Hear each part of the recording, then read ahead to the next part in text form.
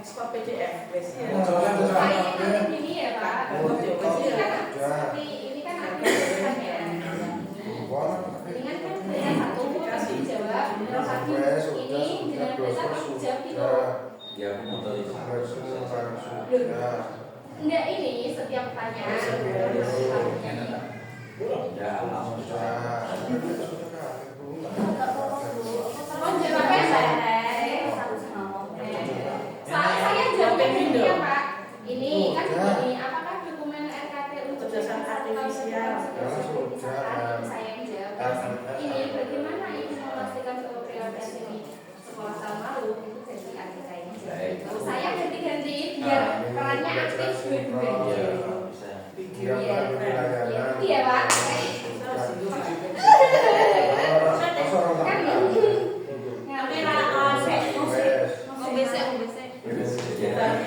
Berarti aku begini Pak. Kalau iya Pak.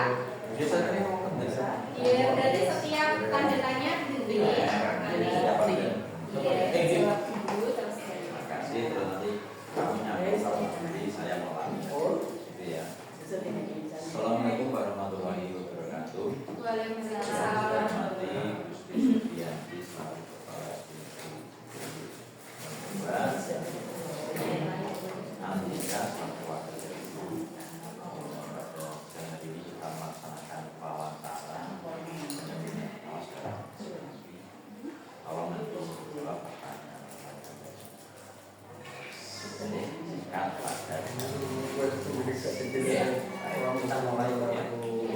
Apakah dokumen rencana kerja tahunan atau RKT untuk periode 1 tahun ke depan sudah siap dan disahkan? Iya Pak. Dokumen RKT 1 tahun ke depan telah disusun dan juga ditetapkan melalui rapat bersama warga sekolah. Kemudian juga sudah disahkan sesuai dengan ketentuan yang berlaku. Dalam penyusunannya kami menggunakan rapor pendidikan Pak, kemudian juga ada EGS, hasil supervisi akademik, juga berbagai data pendukung lainnya. Bagaimana Ibu memastikan bahwa prioritas program dalam RKT ini telah selaras dengan hasil rapat pendidikan atau evaluasi di sekolah tahun lalu? Nah, untuk memastikan program prioritas yang selaras dengan kebutuhan sekolah, itu kami melakukan analisis terhadap indikator yang masih rendah dalam rapor pendidikan, Pak. Kemudian kami itu menentukan akar dari permasalahan tersebut untuk menyusun program yang relevan. Nah, program-program tersebut kemudian dimasukkan ke dalam RKT sebagai prioritas untuk sekolah. Bagaimana strategi Ibu dalam mensosialisasikan RKT ini kepada seluruh warga sekolah agar dokumen ini benar-benar menjadi acuan operasional sehari-hari dalam pelaksanaan program dan bukan sekedar menjadi pajangan administrasi? RKT di sekolah kami itu disosialisasikan melalui rapat dewan guru Pak. Kemudian juga ada pertemuan dengan tenaga kependidikan, rapat komite sekolah, dan forum bersama dengan orang tua siswa. Selain itu, setiap koordinator dari program kemudian diberikan tugas untuk menjalankan kegiatan dalam bentuk rencana kerja yang lebih rinci. Nah, untuk RKT tidak hanya menjadi dokumen administrasi, itu kami menjadikannya sebagai acuan Pak dalam penyusunan program bulanan, kemudian pelaksanaan kegiatan sekolah, ada supervisi, serta evaluasi berkala. Nah, dengan demikian seluruh warga sekolah itu memahami dalam perannya untuk mencapai apa yang telah ditetapkan seperti itu. Berdasarkan rekomendasi yang muncul di rapat pendidikan tahun ini, bagaimana Ibu bersama tim memilah capaian yang masih rendah dan menyelaraskannya dengan data pendukung internal lainnya seperti hasil evaluasi guru atau tantangan real di kelas untuk dirumuskan menjadi program prioritas dalam RKT? Iya. Kami memulai dengan menganalisis rekomendasi pada rapor pendidikan, Pak. Kemudian membandingkannya dengan data internal seperti hasil asesmen murid, supervisi pembelajaran, evaluasi diri sekolah, kemudian juga ada refleksi guru. Nah, ya. Nah, sebagai contoh ya Pak, untuk indikator literasi itu kan ditemukan capaian yang masih perlu ditingkatkan dalam rapor pendidikan. Setelah dianalisis, kemudian ditemukan bahwa budaya membaca siswa itu belum optimal. Nah, berdasarkan kondisi tersebut, sekolah kami itu menetapkan program penguatan literasi sekolah melalui kegiatan 15 menit sebelum membaca, kemudian ada juga pojok baca kelas, ada jurnal membaca, dan ada juga pendampingan guru dalam pembelajaran literasi. Baik, sebelum kita lanjutkan ke pertanyaan berikutnya, saya ingin tanya dulu selaku kepala sekolah, mereka dapat pendidikan Sudah Pak. terus catatan-catatannya apa pendidikan? Nah, catatan-catatan itu ada yang sudah makin meningkat, ada juga yang menurun. Yang menurun itu literasi.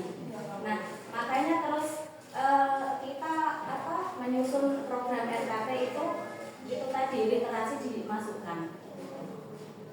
Baik, Ibu tahun ini akan mendapat bantuan sosial bersama dengan SDSD. Nah, bantuan sosial berdasarkan rapor pendidikan tahun yang kemarin. Nah, kalau tidak berbeda perbandingan rapor pendidikan tahun kemarin dengan rapor pendidikan tahun ini yang 25 ada penurun apa? Kalau rapor pendidikan tahun kemarin dengan tahun ini itu ada beberapa indikator yang mengalami penurunan, ada beberapa indikator yang mengalami peningkatan, juga ada indikator yang persentasenya tepat, Pak. Ya. Tapi kita dalam menyusun RKT itu kita sesuaikan untuk tahun ini, kita sesuaikan dengan rapor pendidikan hasil tahun 2025. Kita prioritaskan kepada program yang mengalami penurunan, indikator yang mengalami penurunan kita tentukan akan masalah. Penurunan literasi ya? Literasi, Pak. Tapi masih warna hijau. Iya, masih warna hijau. Tapi menurun. Iya, dari tahun lalu. Dalam menyusun RKT yang berbasis data tersebut, bagaimana strategi Ibu dalam melibatkan warga sekolah serta pemangku kepentingan eksternal seperti komite sekolah atau perwakilan orang tua? Iya, penyusunan RKT itu dilaksanakan secara partisipatif melalui diskusi, Pak, rapat kerja sekolah juga, kemudian forum refleksi bersama guru, dan juga tenaga kependidikan, komite sekolah maupun perwakilan orang tua. Jadi kita sama-sama melakukan diskusi yang saling memberikan ide. Bagaimana Ibu membangun pemahaman bersama agar mereka tidak hanya sekedar tahu, tapi juga memiliki dan mendukung program yang dicanangkan? Nah, kami itu membangun pemahaman secara bersama dengan menyampaikan kondisi real yang ada di sekolah kita, sehingga itu semua pihak itu dapat memahami alasan mengapa kita itu memilih program prioritas tersebut. Nah, dengan cara ini muncul rasa memiliki, muncul rasa tanggung jawab bersama dalam mendukung pelaksanaan program sekolah yang ada. Bagaimana Ibu memastikan bahwa seluruh program sekolah yang telah direncanakan dapat tereksekusi secara disiplin sesuai dengan lini mas yang tertuang dalam KKN Indonesia? Jika di tengah jalan terjadi kendala atau program tersebut dijadwal, bagaimana mekanisme Ibu dalam melakukan penyesuaian agar tidak mengganggu program yang lain?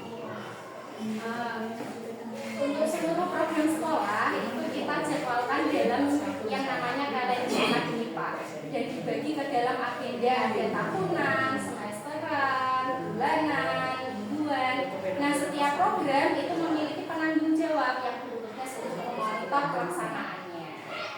Nah, untuk apabila terjadi perubahan jadwal ya Pak, karena ada kondisi tertentu lah misalnya, sekolah kami itu melakukan koordinasi melalui rapat, kemudian melakukan penyesuaian tanpa mengganggu program-program yang lain. Nah, untuk perubahan tersebut kemudian kita informasikan kepada seluruh pihak yang terkait. Apa strategi komunikasi yang Ibu gunakan untuk menginisiasikan agenda kegiatan dalam kalender akademik ini berbagai pihak seperti kurang lebih. Bagaimana Ibu memastikan informasi tersebut dipahami dengan baik sehingga memicu partisipasi aktif dan kolaborasi dari mereka untuk mensukseskan program tersebut. Di kalender akademik itu disosialisasikan melalui rapat dewan guru biasanya Pak, rapat awal tahun. Kemudian juga disosialisasikan melalui grup komunikasi sekolah, grup ya biasanya. Terus kemudian juga ada surat edaran, di papan informasi di setiap kelas, kemudian pertemuan dengan komite sekolah maupun orang tua. Nah, kami juga memastikan bahwa setiap informasi itu dipahami dengan memberi penjelasan mengenai tujuan, jadwal, kemudian peran dari masing-masing pihak. Dengan komunikasi yang terbuka itu Pak, harapannya partisipasi warga sekolah dan orang tua juga menjadi lebih aktif dalam mengikuti kegiatan di sekolah. Lengkap, bagus sekali.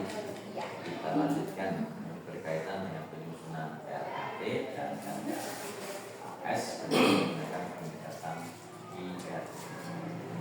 Baik, dengan pertanyaan. Berdasarkan hasil identifikasi dan refleksi terhadap rapor pendidikan tahun ini, bagaimana Ibu memandu tim untuk menyaring akar masalah utama hingga melahirkan program benahi yang dituangkan dalam SPT? Bisakah Ibu menceritakan bagaimana prioritas program tersebut dipilih agar benar-benar berdampak pada mutu pembelajaran? Sekolah itu biasanya menerapkan pendekatan identifikasi, refleksi, benahi dalam perencanaan berbasis data. Kemudian dari tim terlebih dahulu mengidentifikasi capaian pada rapor pendidikan Pak. Kemudian juga melakukan refleksi terhadap akar masalah. Lah selanjutnya menentukan program prioritas untuk memperbaiki kondisi sekolah kami. Untuk program yang dipilih itu kita berdasarkan tingkat urgensinya Pak. Nah, dampak terhadap mutu pembelajarannya, kemudian ketersediaan sumber daya yang ada, dan juga kesesuaian antara visi dan misi sekolah. Berarti mengatakan tingkat urgensi saat ini yang dipilih tingkat urgensinya yang kita pilih tadi tentang literasi Pak, karena program akar masalahnya kan kita di literasi kemudian setelah program benahi ditetapkan dalam RKT, bagaimanakah langkah Ibu dalam mengawalnya masuk ke tahapan penganggaran di RKS? Bagaimana Ibu memastikan bahwa alokasi dana bantuan seperti BOS diprioritaskan untuk mendanai kegiatan utama yang menyelesaikan akar masalah tersebut, bukan hal-hal yang di luar perencanaan.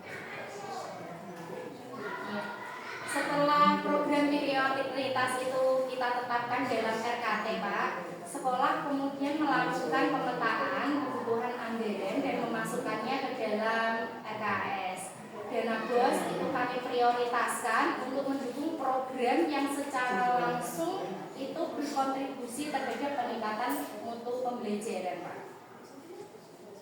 Nah, Atau nambah? iya boleh. Nah, untuk proses penganggarannya itu kita lakukan secara transparan, Pak. Dan kita mengacu itu pada hasil analisis kebutuhan sehingga untuk penggunaan dana itu tetap fokus pada penyelesaian akar masalah yang telah kita identifikasi. Jika kita merefleksi seluruh perjalanan program selama 1 tahun terakhir, bagaimana Ibu menilai ketercapaian target-target kinerja yang sudah ditetapkan? Dari hasil evaluasi tersebut, apa saja keberhasilan terbesar yang berhasil diraih dan hambatan utama apa yang paling mempengaruhi pelaksanaan program? Kalau secara umum target kinerja sekolah itu sudah tercapai dengan baik ya Pak. Beberapa keberhasilan yang sudah kami rasakan itu antara lain peningkatan budaya literasi, kemudian juga peningkatan kompetensi guru melalui kegiatan pengembangan profesi, kemudian juga meningkatnya keterlibatan orang tua Pak dalam program sekolah di sekolah kami. Iya Pak. Ada pun itu Pak hambatan yang masih kita temui dalam program tersebut, antara lain itu ada keterbatasan sarana pendukung pembelajaran, kemudian juga ada perbedaan kemampuan siswa yang memang cukup beragam seperti itu. Kita lanjutkan. Dari hasil evaluasi kinerja 1 tahun terakhir, rekomendasi atau catatan kritis apa saja yang muncul? Lalu, bagaimana Ibu memanfaatkan hasil evaluasi tersebut sebagai dasar untuk melakukan perbaikan tata kelola atau menyusun strategi baru agar program tahun mendatang berjalan efektif? Kalau hasil evaluasi itu kita menghasilkan beberapa rekomendasi Pak, seperti penguatan literasi, numerasi, peningkatan kompetensi guru dalam pembelajaran mendalam, kemudian juga kita membutuhkan juga yang namanya optimalisasi pemanfaatan teknologi. Cukup atau kenapa? Cukup saja ya. Cukup ya Pak. Sekarang menyangkut pelibatan PTK yang relevan dalam evaluasi. Dalam melakukan evaluasi kinerja PTK yang cakupannya cukup luas, siapa saja pihak yang relevan? Kalau di SD ya, senior yang Ibu libatkan untuk membantu proses penilaian. Bagaimana Ibu membagi peran tersebut agar evaluasi tetap berjalan secara objektif dan mencakup seluruh aspek kompetensi? Kalau dalam evaluasi kinerja PTK Pak, saya melibatkan koordinator kurikulum, koordinator kesiswaan, koordinator sarana-prasarana, serta guru senior itu sesuai dengan bidang tugasnya masing-masing. Kemudian dari mereka itu membagi perannya dilakukan secara proporsional agar penilaian objektif, komprehensif, dan mampu menggambarkan kinerja secara menyeluruh. Bagaimana Ibu menciptakan ruang dialog 2 arah dengan PTK yang bersangkutan saat menyampaikan hasil evaluasi kinerja? Bagaimana pelibatan aktif mereka dalam merefleksi hasil tersebut dapat membantu menyusun rencana pembangunan provinsi yang tepat sasaran? Ya, setelah evaluasi dilakukan, itu dari sekolah kami mengadakan diskusi reflektif Pak dengan pendidik dan tenaga kependidikan kami yang bersangkutan. Dalam forum tersebut, PTK kami diberi kesempatan untuk menyampaikan pengalamannya mereka, kendalanya mereka, dan kebutuhan pengembangannya. Kemudian dari hasil dialog ini digunakan sebagai dasar penyusunan program pengembangan profesional mereka yang lebih sesuai dengan kebutuhan masing-masing dari individu mereka sendiri. Misalnya penilaian PTK misalnya ada yang di bawah ekspektasi, Panjenengan selaku guru bagaimana menyikapi? Dan ini sebenarnya kepala sekolah dalam hal tertentu ada yang kategorinya di bawah ekspektasi. Mungkin kalau ada yang di bawah ekspektasi, mungkin kita harus lebih belajar, kemudian mengikuti pengembangan diri, apa yang menjadi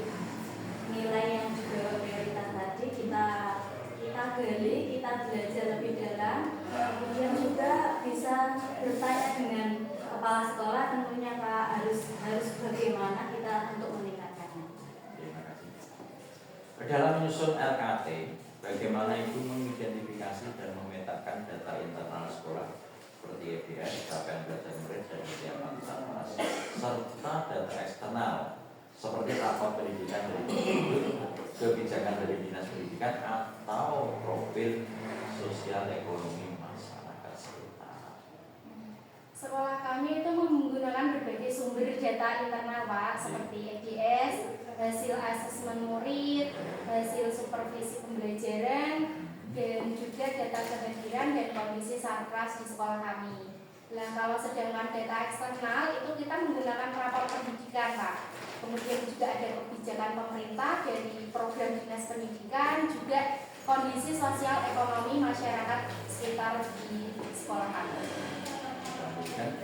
Bagaimana Ibu menjelaskan kedua sumber data tersebut agar RKT yang dihasilkan tetap realistis dan juga tetap kontekstual? Dari data internal dan eksternal tadi yang sudah kami analisis bersama-sama itu untuk memperoleh gambaran kondisi sekolah secara utuh Pak. Kemudian dengan cara tersebut program yang sudah kami susun itu menjadi realistis sesuai dengan kemampuan sekolah kami sekaligus relevan dengan kebutuhan dan tantangan yang kami hadapi untuk saat ini. Kita lanjutkan. Saat sekolah melakukan evaluasi kinerja akhir tahun atau evaluasi program strategis, bagaimanakah cara Ibu melibatkan pengurus komite sekolah? Data atau aspek kinerja sekolah apa saja, misalnya terkait dengan serapan anggaran komite, program kemitraan atau kepuasan orang tua yang biasanya menjadi fokus diskusi bersama. Komite sekolah itu juga dilibatkan dalam rapat evaluasi tahunan maupun evaluasi program di sekolah kami Pak. Fokus pembahasannya itu meliputi ketercapaian program sekolah, penggunaan anggaran, dukungan masyarakat, serta tingkat kepuasan orang tua terhadap layanan pendidikan. Nah, pelibatan komite tersebut itu dapat membantu sekolah kami memperoleh masukan dari perspektif masyarakat dan juga orang tua murid.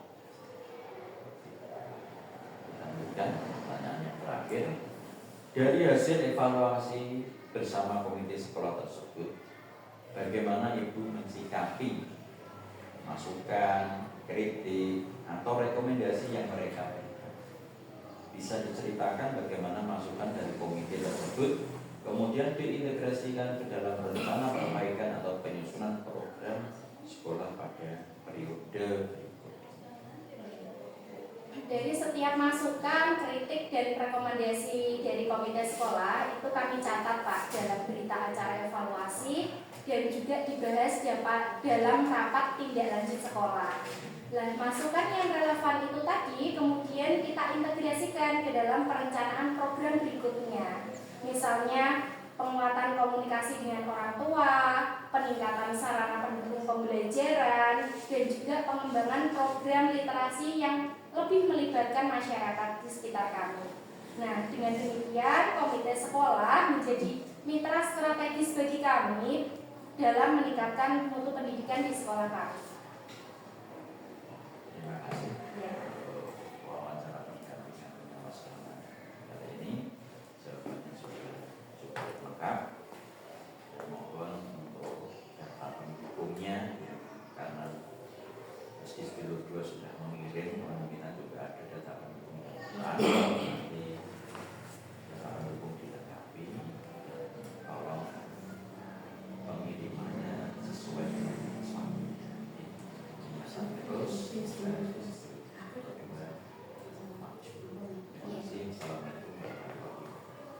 Waalaikumsalam warahmatullahi wabarakatuh. Tuk.